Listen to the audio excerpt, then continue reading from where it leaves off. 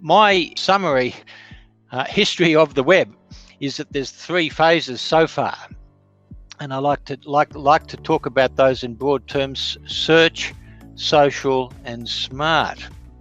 I'm also wondering actually whether there's possibly a 4th trend happening. It could be happening now, but essentially search for me and for most people it's really just about information seeking. Questions also all about understanding and thinking about reasons and rationale and dialogue, and sometimes questions are related to deeper questions. Instead of questions seeking answers, sometimes questions bring back more questions. So my main point there is that search is not equal to questioning.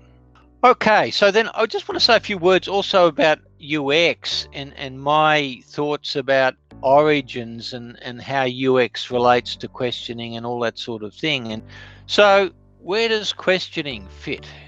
I would like to just now bring up some other bigger picture ideas. For 20 years, we've been talking about 21st century skills. And what's fundamental about 21st century skills? We still have literacy and numeracy as a foundation there. But we also have these other elements of character qualities, things like curiosity and initiative and persistence, adaptability, these things, but also what are often called the 4 C's, those critical competencies that are all around critical thinking. Moving on, to bring things to even closer to the here and now, if we do a bit of a search on questions and how people are dealing with questions, questions are important. What is common to UX and the QFT? Well, in simple terms, UX, it's the user, but in education, the user is the learner, whether you're the educator or whoever you are. UX is all about the user, but pretty much it's all about empowering the learner.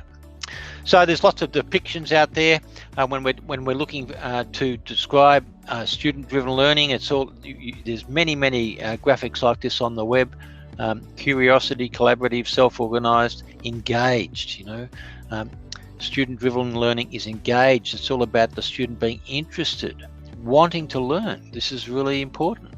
And lots of these kinds of graphics where we see the user in the middle with all these different capacities, like exercising the importance of making sure we've got user agency as well as inquiry and collaboration and authenticity.